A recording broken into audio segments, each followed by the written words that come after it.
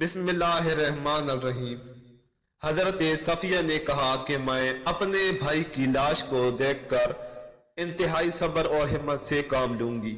ایک اور آواز گونجی، میرے چچا حمزہ نے قرابت کا حق ادا کیا اور نیک عمل کرنے میں سبقت لے گئے۔ یہ وہ جملہ ہے جسے نبی کریم آقائے دو جہاں حضرت محمد صلی اللہ علیہ وآلہ وسلم اکثر دہرایا کرتے تھے۔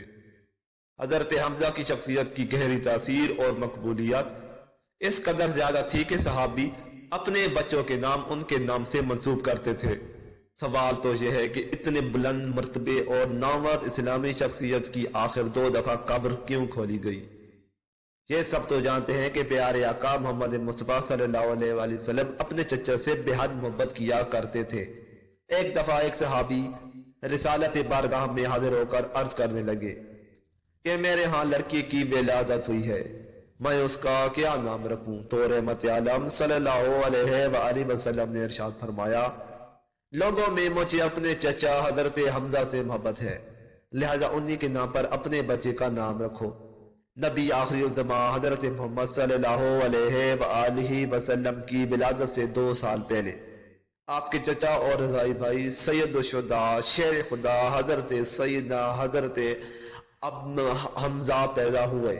آپ کی کنیت ابو عمارہ تھی۔ آپ نہایت حسین و جمیل، دبلے پتلے، چوڑی چھاتی اور دراز قد کے تھے۔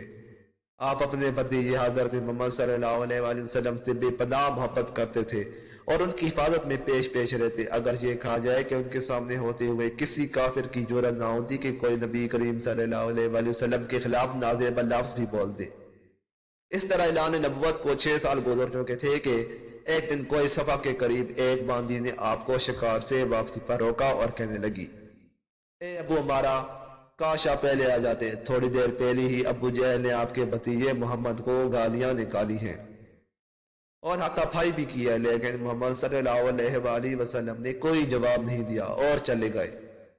یہ سنتے ہی آپ جوش میں آ گئے اور تیزی سے خانہ کعبہ کی طرف بڑھے، بغیر کسی اور کی طرف متوجہ ہوئے سیدھا ابو جہل کے پاس گئے اور جاتی ہی اس کے سر پر زور سے اپنی کمان دے ماری۔ ابو جہل کے سر سے خون کا فوارہ نکل پڑا اور ساتھ ہی فرمانے لگے، آج سے میرا دین وہی ہے جو میرے بھتیجے محمد صلی اللہ علیہ وآلہ وسلم کا ہے، اگر کسی میں طاقت ہے تو مجھے روک کر دکھائے۔ آپ مدینہ تشریف لائے اور اسلامی لشکر کے پہلے علمدار بنے۔ 2 ہجری میں ہونے والی پہلے جنگ میں بے شمار کافروں کو جہنم میں واصل کیا۔ مکہ کے مشہور جنگجو اور پہلوان عتبہ کو حضرت حمزہ نے ایک ہی وار میں ختم کیا، جس کے بعد پورے عرب میں حضرت حمزہ کی دھاک بیٹھ گئی۔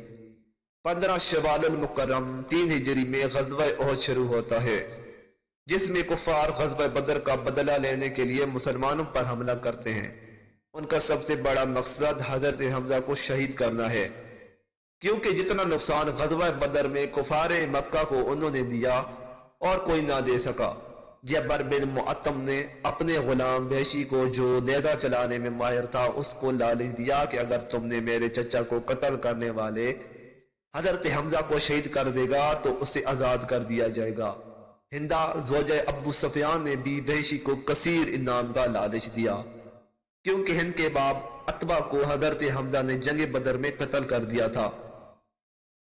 چنانچہ وحشی نے حضرت حمزہ کو دھوکے سے کسی اور سے لڑائی کے دوران پیٹ میں نیزہ مار کر بے دردی سے شہید کر دیا۔ یہ سارا واقعہ اسی طرح مسلم اور بخاری میں روایت ہوا ہے۔ حضرت حمزہ کا پیٹ چاک کر ان کا کلیجہ نکال کر ہندا نے چبایا۔ پھر ہندا نے کافر عورتوں کے ساتھ مل کر حضرت حمزہ کے کان ناک کاٹ کر انہیں ایک لڑی میں پرو کر کڑے بازو بند اور پردے بنائے اور انہیں پہن کر مکہ میں داخل ہوئی۔ جب نبی کریم صلی اللہ علیہ وآلہ وسلم کے ان کے جسم اجسد کو دیکھا تو آپ صلی اللہ علیہ وآلہ وسلم رونے لگے۔ آپ صلی اللہ علیہ وآلہ وسلم حضرت حمزہ کے کٹے ہوئے جسم کو دیکھ کر آپ صلی اللہ علیہ وآلہ وسلم کی آواز بلند ہوئی اور فرمایا، سید الشہداء ہے، ذرا ایک دفعہ اس منظر کو سامنے لائیے کہ جب حضرت حمزہ کی بہن حضرت صفیہ کو پتہ چلا کہ ان کے بھائی شہید ہو گئے، وہ ان کو دیکھنے کے لیے آئیں تو حضور صلی اللہ علیہ وآلہ وسلم نے ان کو اپنے بھائی کا کٹا ہوا جسم نہ دیکھنے دیا۔ خیر، حضرت صفیہ کی لائی ہوئی چادر میں حضرت حمزہ کو کفن دیا گیا۔ چادر اس قدر چھوٹی تھی کہ سر ڈھانپتے تو پاؤں ننگے ہو جاتے، اور اگر پاؤں ڈھانپتے تو سر ننگا ہو جاتا۔ اللہ اکبر۔ حضور فرمانے لگے کہ سر کو ڈھانپ دیا جائے اور پاؤں پر گھاس ڈال دی جائے۔ حضرت حمزہ کی قبر کشائی کی پہلی روایات حضرت جابر نے بیان کی ہیں، جبکہ امام مسلم اور بخاری نے بھی روایت کی ہیں۔ حضرت جابر فرماتے ہیں کہ جنگ احد کے 46 سال بعد معاویہ بن ابو سفیان کے دور حکومت میں انہوں نے ایک نہر احد کے مقام پر نکالنے کا حکم صادر کیا۔